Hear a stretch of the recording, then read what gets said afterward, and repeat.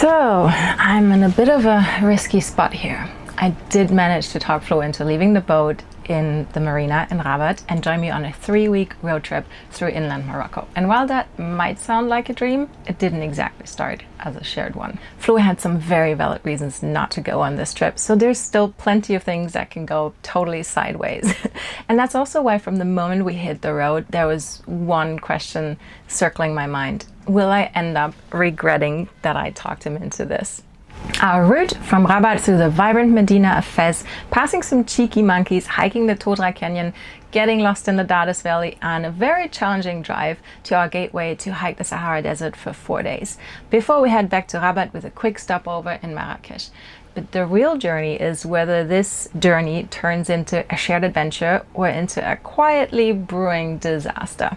Spoiler alert, we're still a couple, but we learned 2 essential things that we'll share with you at the end of this video. So come and join us on this epic trip, and trust me, it's got some spice in more than one way. Are you excited about the car that we're getting? Absolutely not. I think we're getting the smallest, shittiest car that there was available because it got pretty expensive because someone tripled the someone didn't book on time, and then somehow the prices went up quite a bit. Somebody said, "Hey, I found a really good deal. Let's wait a bit until we book it."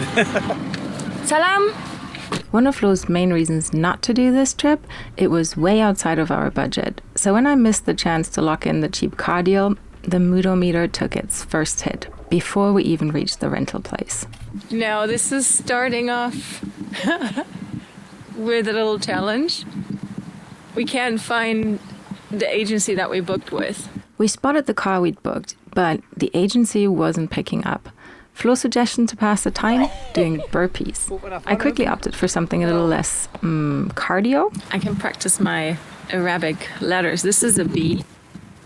And this one is a U. And then this one is, I'd say, a little snail that's super happy. Okay, it's not a snail, it's a T, apparently. There was a little hiccup with the booking, and they wanted to charge us some extra, so we had to do a little detour. And now we're on the road, nearly. We're going back to the marina one more time to pick up the little doggies and our luggage for the next, what feels like 3 months. Did this go exactly like you wanted it to go? Exactly as I expected it to go, yes. How hard is it to travel with me?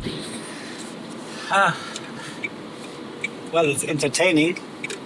Floh had predicted that we wouldn't leave before noon, and it is pretty much noon, so I think we're doing well, all things considered.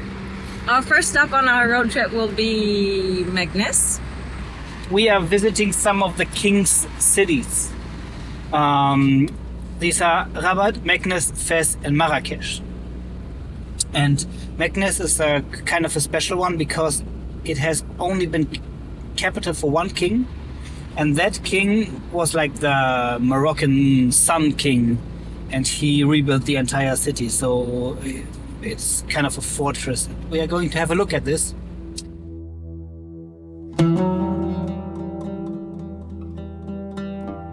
I tend to overestimate how much can fit into a single day, so we only managed a quick look around Meknes. It was impressive, but with barely enough time to take it in, the Mudometer stayed steady.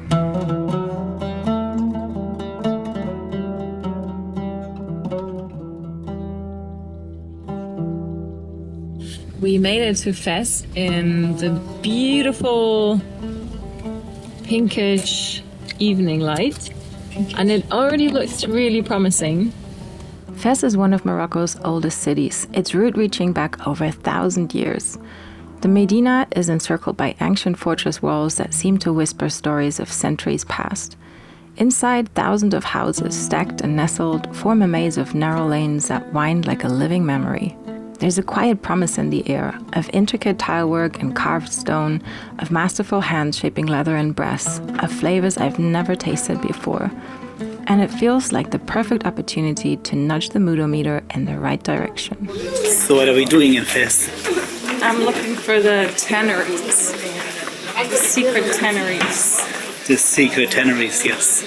That you can find on Google Maps these days. Yep, nothing stays secret anymore these days. Turns out we don't even need Google Maps because there is a sign. And normally, signs point into the wrong direction in Morocco.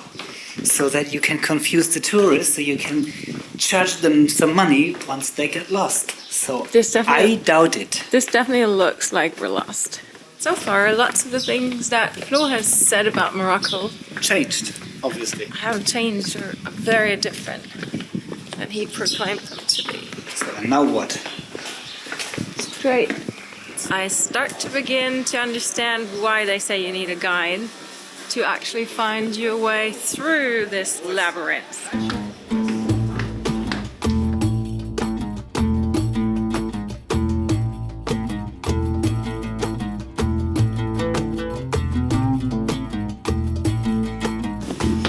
Apparently we come in happy, we leave happy. We see about that. I feel that we might have to buy something. In the heart of Fes, the tanneries have been working leather the same way for centuries, by hand in open-air stone vats. It's a patchwork of color, chaos, and craftsmanship, and standing above it all, you can't help but feel caught between past and present.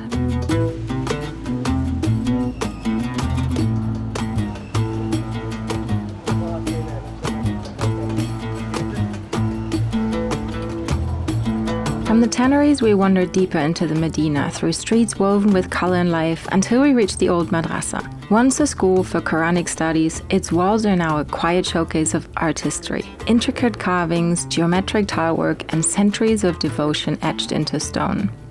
I tend to get a little overwhelmed when I'm showered with too many colors, sounds, and smells all at once. So finding a quiet tea place where we could just sit and watch the street life unfold without being swept away by it was exactly what I needed. Floh, on the other hand, thrives in the Medina's energy, and that paired with a charming family-run hotel tucked into one of the old houses, plus two very well-behaved dogs, finally nudged the moodometer up for the first time.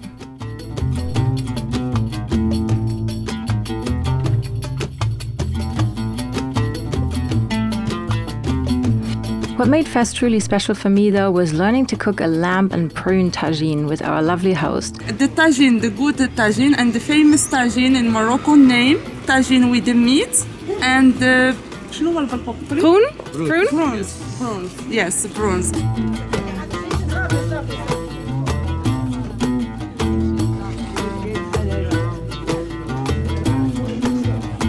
We started by shopping at the local market and then spent a wild hour in the kitchen chatting, laughing, and stirring spices into stories. Little bit of kurkuma.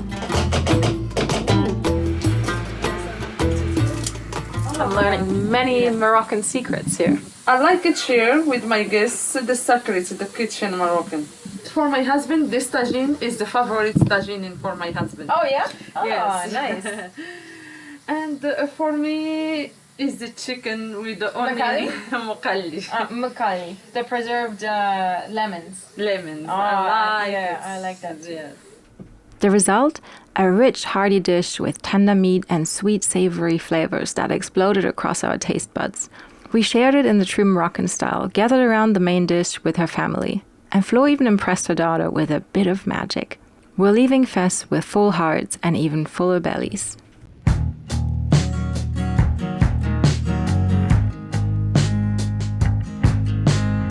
From Fes to our next stop, the Todra Gorge, it was around 460 kilometers over the winding roads of the Middle Atlas. As the kilometers ticked by, the landscape kept shifting, like turning pages in a story. We passed through a small town that is often nicknamed Little Switzerland, Ifrane, and it felt more Alpine postcard than Moroccan heartland. Definitely not what I expected out here.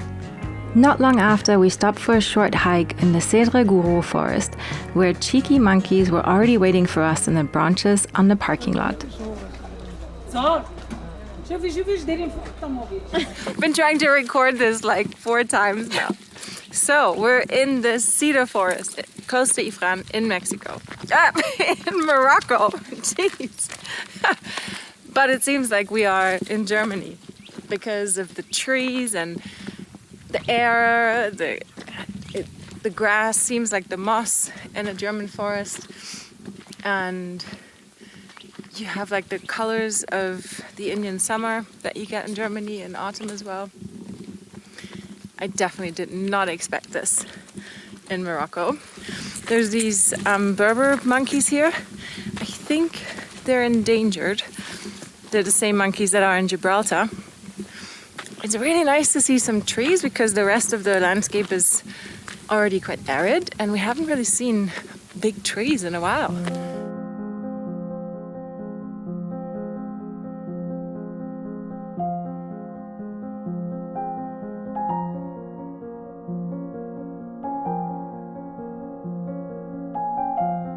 Finding this kind of landscape in Morocco felt strangely familiar, like we'd stumbled into a forest just outside my parents' home in Germany. Well, minus the cheeky monkeys.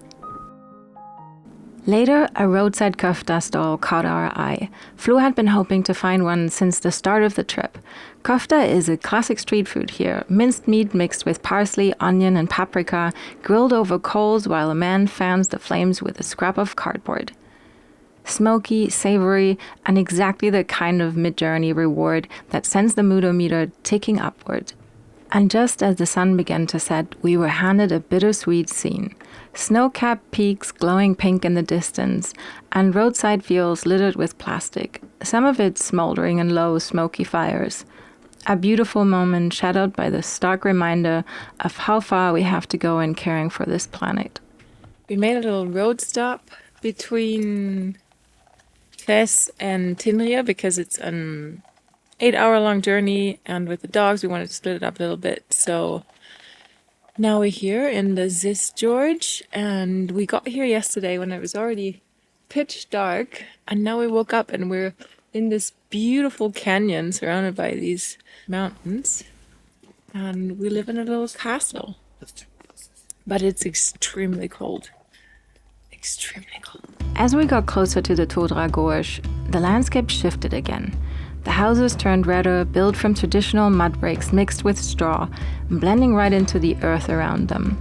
And we found ourselves driving through canyon after canyon, which felt fitting since our next stop was one of Morocco's most famous ones. The moodometer had been steadily climbing, but then we landed in 2 hotels that fell squarely into the told you so category, and the meter took a bit of a knock. Still, I've got high hopes. I'm pretty sure the hike I planned here is going to turn things around. So let's see what the Todra has in store. Shall we go? Yalla! Yalla! We left the main tourist trail behind and set off on a loop hike that winds around the back of the Todra Canyon. At around 9 kilometers, it wasn't the length that made it a challenge, but maybe the elevation. We started at 1,400 meters and climbed steadily to nearly 1,900 meters. The path zigzagged its way up in gentle serpentines, and the scenery, like the climb, took our breath away.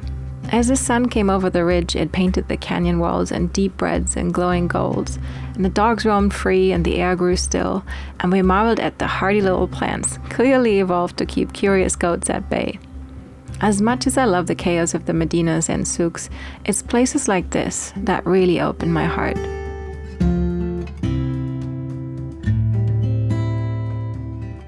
Here comes the sun, da-da-da-da. Here comes the sun. Yay! We made it to the sunny side of the life. Finally! Finally! Woo! Beautiful. And there is snow! Look at this! Dust.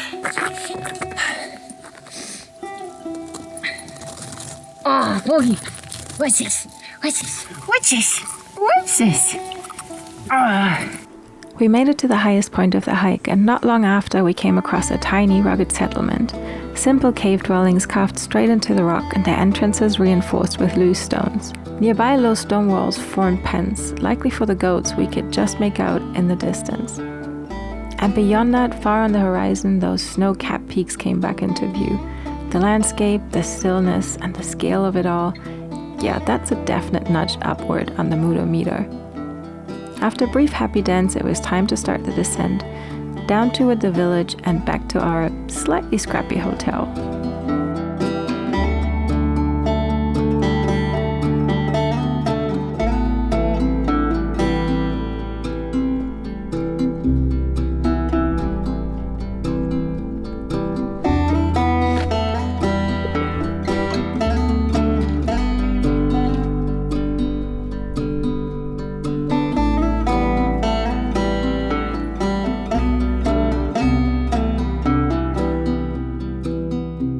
Well, we're about halfway through our trip, and if you really thought I could squeeze 3 weeks into just one episode, then your optimism might just rival my scheduling skills.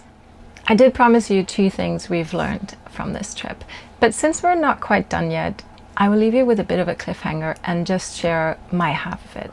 Here's what I've realized. Even with my best intentions, okay, slightly chaotic intentions, some things still went off track. And every time they did, I panicked a little bit because I so much wanted Floh to enjoy this road trip as much as I did. And when he didn't seem to, I tried to fix things or talk them down. But in doing that, I forgot something important. Not every low mood needs rescuing. Everybody experiences a journey in a different way, and just a couple of off things doesn't mean that the entire journey is off course.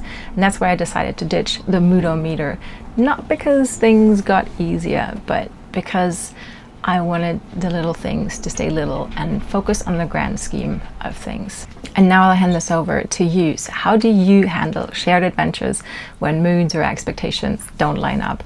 Ever been in a situation on a road trip where someone hit the wall and you're still soaring? Well, I'd love to hear your funny anecdotes in the comments and learn how you're navigating those moments. And talking about navigations, we're gonna trade in our rental car for some desert ships, but more about that next week.